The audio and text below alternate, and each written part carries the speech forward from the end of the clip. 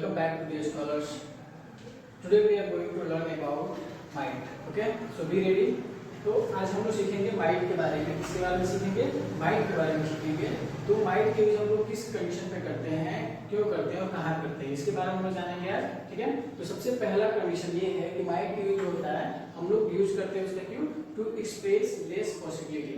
इसलिए यूज करते हैं टू एक्सप्रेस लेस पॉसिबिलिटी, यानी कि जहाँ किसी काम की होने की संभावना जो है वो बहुत ज्यादा कम होगी, बहुत कम होगी, वहां पे हम लोग माइट का यूज करेंगे। ठीक है, जैसे हम लोग मे के यूज में पढ़े थे कि किसी काम की होने की संभावना बनती है, ठीक है, किसी एक्शन की होने की पॉसिबिलिटी बनती है, तो हम लोग उस सेंटेंस को मे से करेंगे। ठीक है, लेकिन अगर वही काम की संभावना जो है बहुत ज्यादा कम बनती है, तो वहां पे उसी सेंटेंस को हम लोग माइट से करेंगे। ठीक है, जैसे एग्जांपल लेते हैं, यहाँ पे देखिए, जैसे हम लोग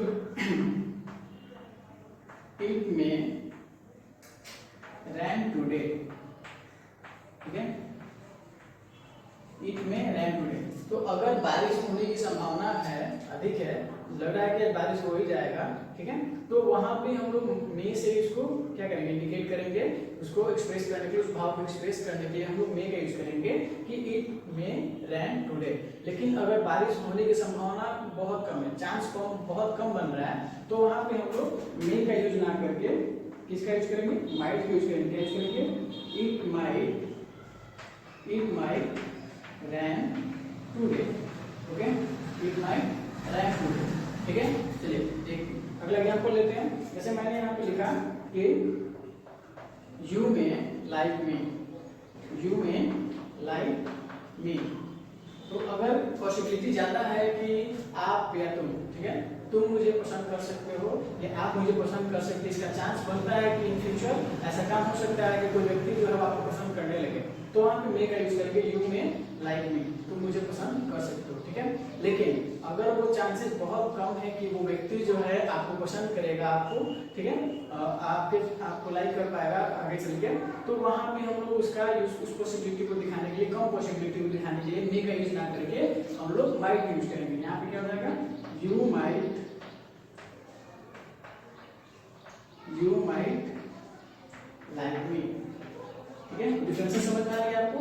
अगर पॉसिबिलिटी ज्यादा है, उस काम के होने के चांसेस बन रहे हैं, तो हम लोग मे का यूज कर सकते हैं, लेकिन उस काम के बनने के चांसेस जो बहुत कम बन रही है, तो हम लोग कहाँ यूज करेंगे, माइट का यूज करेंगे। ठीक है, तो एक और चीज ध्यान देंगे कि हम लोग पॉसिबिलिटी दर्शाने के लिए कैन का भी यूज करते हैं। ठीक है, तो जब 100% पॉसिबिलिटी हो, ठीक है ना, 100% पॉसिबिलिटी हो किसी काम को होने का, तो कैन का यूज कर सकते हैं, लेकिन अगर कैन से कम पॉसिबिलिटी दर्शाया जाए, तो वहां पे हम लोग मे का यूज करेंगे। ठीक है, और आगे अगर मे से भी कम पॉसिबिलिटी दर्शाया जाता है, तो वहां पे हम लोग किसका यूज करेंगे, माइट का यूज करेंगे।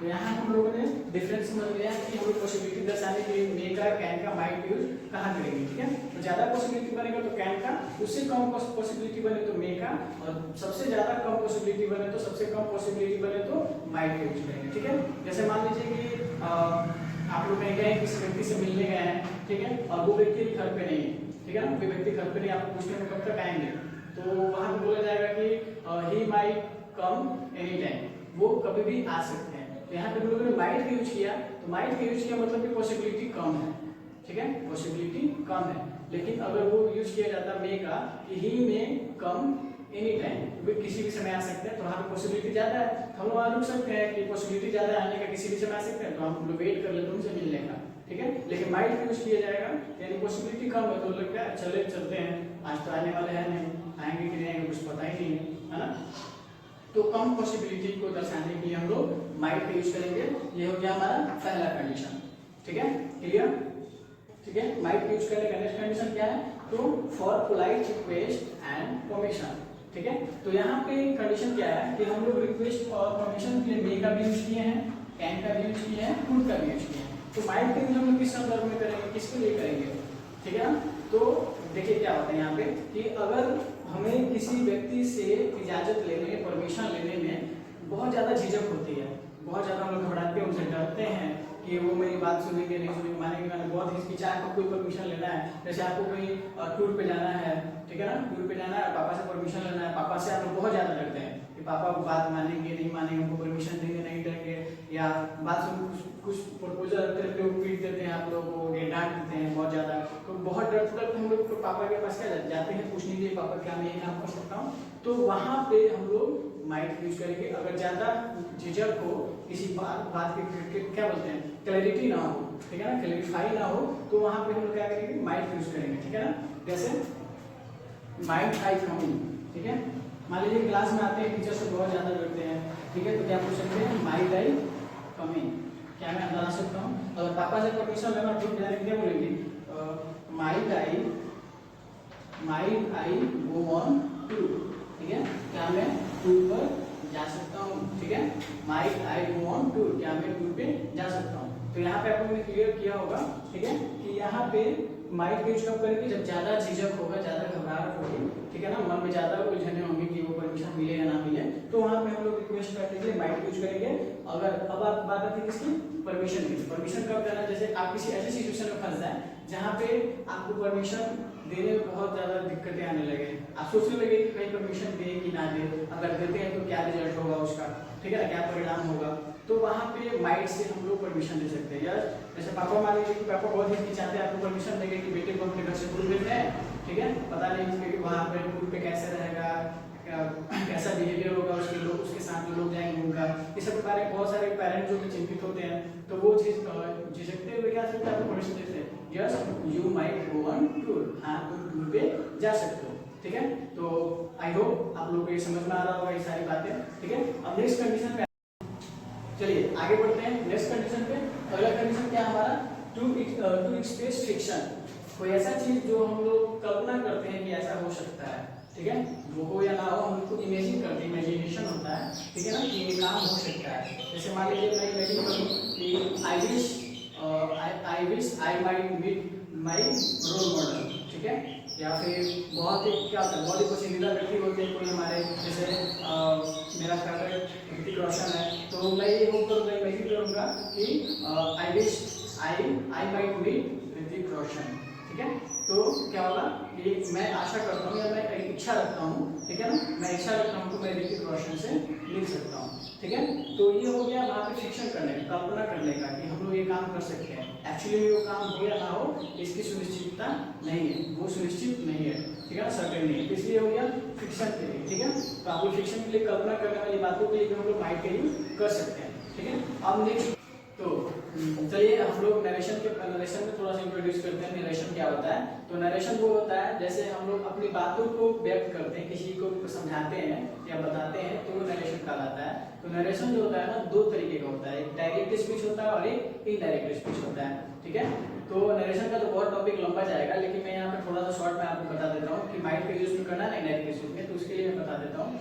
तो डायरेक्ट स्पीच होता है, इनडायरेक्ट स्पीच होता है। तो अगर डायरेक्ट स्पीच में है, ठीक है, डायरेक्ट स्पीच जो है, देखिए यहाँ पे डायरेक्ट स्पीच में अगर सेंटेंस ऐसे कहा जाए, ही सेड, ठीक है, ही सेड यू में टेक माई पेन, ठीक है, यू में टेक माई पेन, ठीक है।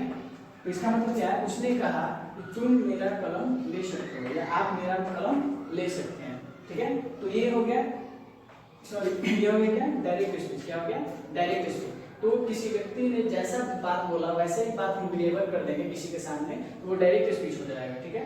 लेकिन वो जो बात बोला उस बात को थोड़ा सा हम चेंज करेंगे, अपने लैंग्वेज में आपको समझाएंगे, तो वो हो जाएगा इनडायरेक्ट स्पीच, ठीक है। तो यहाँ पे देखिए डायरेक्ट स्पीच में यहाँ पे देख पा रहे हैं आप लोग, दो पार्ट में बटा हुआ है। तो ये पहला जो पार्ट होता है, जो इन्वर्टेड कॉमा के बाहर होता है, ये होता है रिपोर्टिंग स्पीच। क्या होता है, ये होता है रिपोर्टिंग स्पीच, ठीक है। और जो इन्वर्टेड कॉमा का अंदर होता है वो होता है हमारा रिपोर्टेड स्पीच। क्या होता है, रिपोर्टेड स्पीच, ठीक है, ये होता है रिपोर्टेड स्पीच। तो जब रिपोर्टिंग स्पीच का जो वर्ब है वो पास्ट में होता है, ठीक है, जब रिपोर्टिंग स्पीच का जो वर्ब है वो पास्ट में होता है, तभी हम लोग इसमें चेंजेस करते हैं। अगर ये प्रेजेंट में रहेगा और फ्यूचर में रहेगा तो इसमें जो रिपोर्टेड स्पीच का जो सेंटेंस है उसके टेंस में कोई चेंजेस नहीं होता है, नो चेंजेस होगा, ठीक है ना। अब लेकिन यहाँ पे हम लोग देख पा रहे हैं क्या है, पास्ट में है, ठीक है। तो यानी कि रिपोर्टेड स्पीच और रिपोर्टेड स्पीच जो है किसमें है, प्रेजेंट में, किसमें, प्रेजेंट में।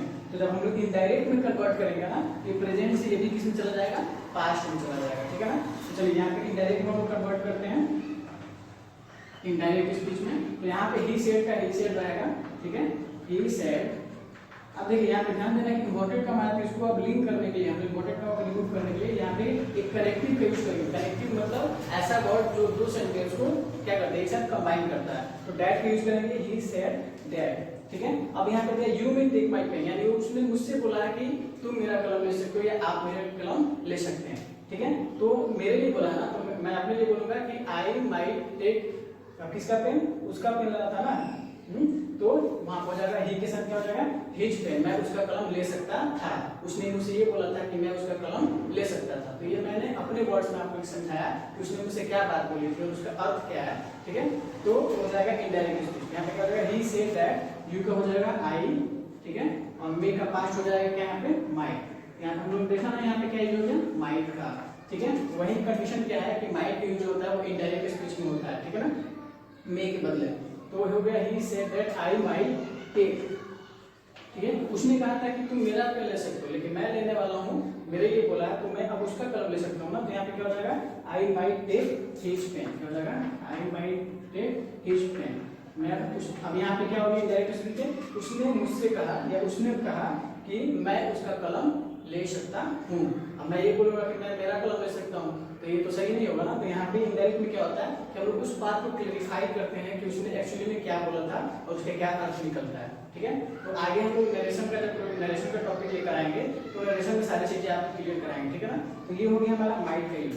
तो अभी हम लोगों ने क्या क्या कर लिया, कैन, कुड, मे और माइट, ठीक है। तो कैन, कुड और मे और माइट हमने कर लिया। तो इन चारों मॉडल्स वर्ब का यूज करना आई होप आप लोग अच्छे से समझ गए होंगे। तो आप लोग अपने लाइफ में इसका यूज करना सीखें। कोई भी चीज हम लोग सीखते हैं तो उसको अपने लाइफ से लिंक करना सीखिए और उसे यूटिलाइज करना सीखिए, तभी हम लोग प्रोग्रेस कर पाएंगे, नहीं तो नहीं कर पाएंगे। सो बने रहिए हमारे साथ, हम नेक्स्ट वीडियो में आपके साथ फिर नए मॉडल वर्ब के साथ मिलेंगे। अभी 6 मॉडल वर्ब बाकी है, ठीक है। So thank you, that's all.